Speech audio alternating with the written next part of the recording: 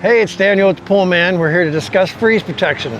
So in this case, we have an automated control panel. We also have manual timers down here that we will also look at how to set that up. We're going to basically go through how to remove the plugs, how to evacuate the water from the lines. There's also ways you can put your system in freeze protection to test it, and we'll be doing that as well. But just want to go through how to basically get it all shut down and ready to go, and then how to get it all back up and running when we're done. And that's it. All right, so let's discuss how to check your freeze protection. So anytime your system is operating on the IntelliCenter, you can just simply touch the screen, it'll wake up. It will display freeze protection. Once the temperature hits 35 degrees or lower, the system's gonna automatically engage your freeze protection, and it just ignores all your schedules. It keeps any pieces of equipment that we have set to be protected by freeze.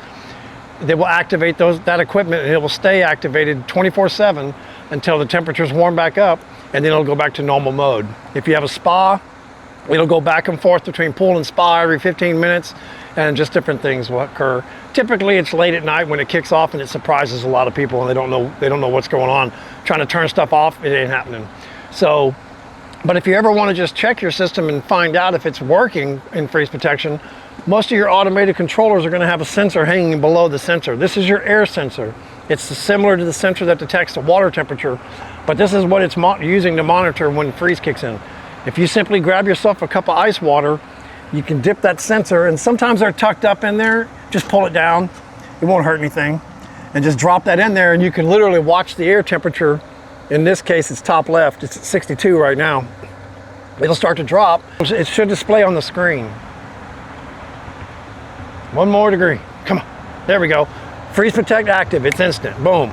And now all of the equipment's going to start activating, which it's already on anyway, so it doesn't matter. But it's going to stay like this until the temperatures warm back up.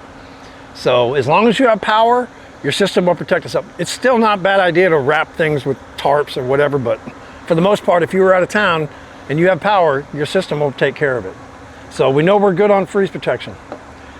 And you can do this anytime you need to. We'll tuck this back away. I like to keep it tucked away so it's not as sensitive to the wind. A lot of people think you need to have it hanging all the way out where it can be seen. No. All right, and that's it. Freeze protection's good on the panel. And one of the other things to consider, hose bibs, fill lines. So we have our two fountains, so each one has its own fill line, which goes to the auto fill.